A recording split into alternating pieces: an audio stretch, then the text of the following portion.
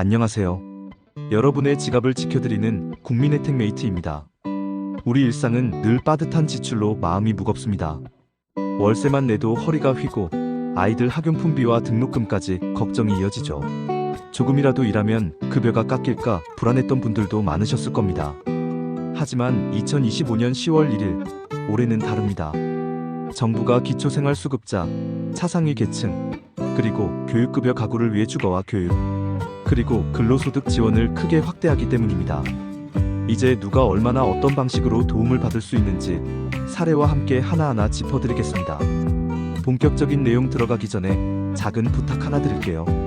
이 영상이 도움이 되신다면 구독과 좋아요, 그리고 댓글에 여러분의 나이대를 남겨주세요.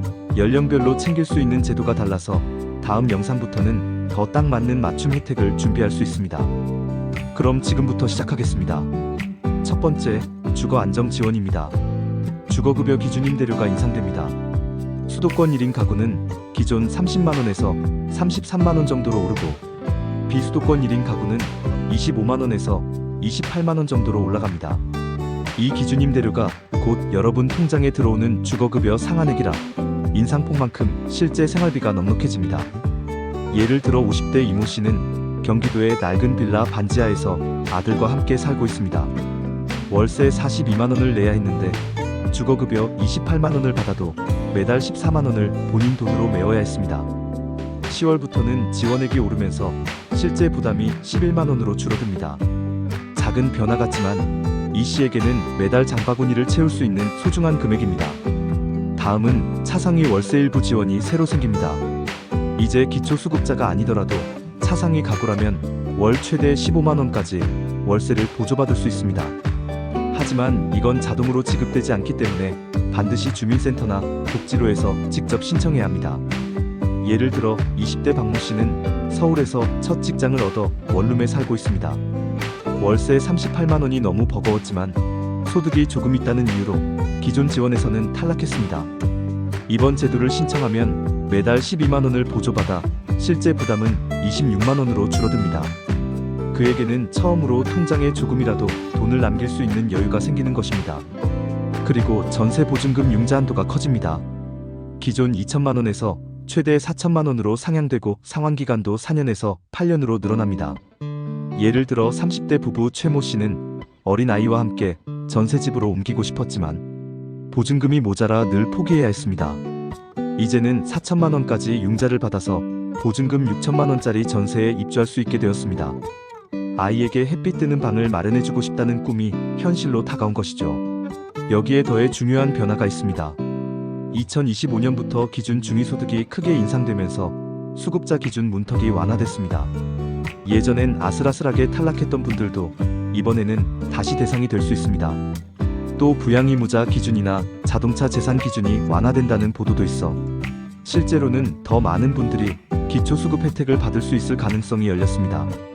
정부가 차상위 계층에게 추가로 민생회복지원금 40만원을 지급할 수 있다는 보도도 있으니 이 부분도 꼭 주목해 보셔야 합니다. 두 번째, 교육 지원입니다. 교육활동비가 대폭 오르고 분기별로 나누어 지급됩니다. 초등학생은 연 50만원, 중학생은 연 70만원, 고등학생은 연 85만원을 받게 됩니다. 이제 학용품비나 체험활동비를 학기 초마다 걱정하지 않아도 됩니다. 또한 대학 등록금의 절반을 국가가 지원해주는 제도가 새로 생깁니다. 고등학교 시절 교육급여를 받은 이력이 있는 학생이라면 대학 1학년 등록금의 50%를 지원받을 수 있고 성적을 유지하면 2학년까지 연장됩니다. 신청은 한국장학재단을 통해 진행될 예정입니다. 등록금 때문에 진학을 포기하거나 중간에 학업을 중단하는 일이 줄어들 것으로 기대됩니다. 세 번째, 근로소득 공제율 확대입니다. 그동안은 조금만 일해도 수급 자격이 위태로워져 일을 포기하는 분들이 많았습니다. 하지만 10월부터는 공제율이 높아져 실제 소득은 늘어나도 정부가 인정하는 소득액은 줄어듭니다. 예를 들어 20대 김모 씨는 카페에서 아르바이트로 월 60만원을 벌고 있습니다. 예전에는 총 수입이 85만원 정도로 계산됐지만 10월부터는 95만원으로 늘어납니다. 그에게는 일할수록 손해가 아니라 일할수록 득이 되는 경험이 되는 것입니다. 이제 전국 공통으로 다시 정리하겠습니다. 주거급여 기준 임대료 인상은 자동 반영됩니다. 차상위 월세 지원은 반드시 신청해야 합니다. 전세 보증금 융자는 2천만 원에서 4천만 원으로 확대됩니다. 교육활동비는 연 50만 원에서 85만 원까지 상향돼 분기별로 지급됩니다. 대학 등록금 절반 지원은 신규 제도로 반드시 신청해야 합니다. 근로소득 공제율은 확대돼 실제 체감 소득이 늘어납니다. 그리고 기준 중위소득 인상으로 수급 문턱이 낮아지고 추가 지원금도 논의되고 있습니다. 자주 묻는 질문입니다. 첫째, 주거급여 인상이나 근로소득 공제 확대도 신청해야 하나요? 아닙니다. 기존 수급자는 자동으로 반영됩니다. 다만 차상위 월세 지원과 대학 등록금 절반 지원은 반드시 직접 신청해야 합니다. 둘째, 차상위 월세 지원은 언제 신청할 수 있나요? 10월 초부터 주민센터나 복지로에서 접수합니다.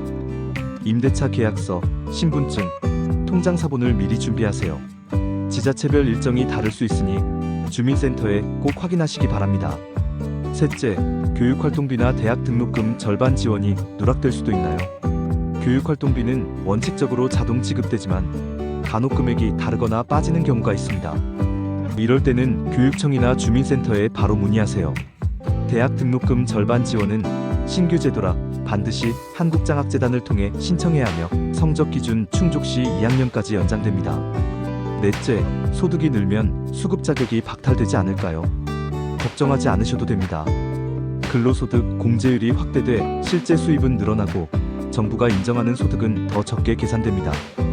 일을 하면서도 수급 자격을 유지할 수 있고 오히려 근로의지를 살릴 수 있도록 설계된 제도입니다. 다섯째, 예전의 기준 때문에 탈락했는데 다시 신청할 수 있나요? 네. 2025년부터 기준 중위소득이 올라가면서 수급 문턱이 낮아졌습니다.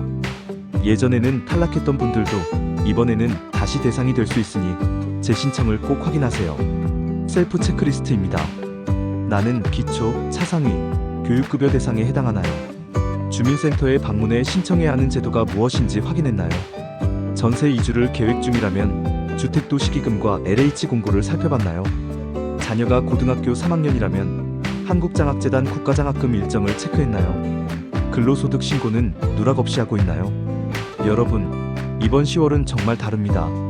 주거와 교육, 그리고 근로 혜택이 한꺼번에 강화되면서 생활이 한결 안정될 수 있는 기회가 열렸습니다. 주변 부모님, 청년, 어르신께도 꼭 알려주세요. 여러분의 작은 관심이 누군가의 삶을 바꿀 수 있습니다. 이 영상이 도움이 되셨다면 구독과 좋아요, 알림 설정 꼭 부탁드립니다. 국민혜택메이트는 앞으로도 여러분 지갑에 든든한 힘이 되는 정보를 전해드리겠습니다. 감사합니다.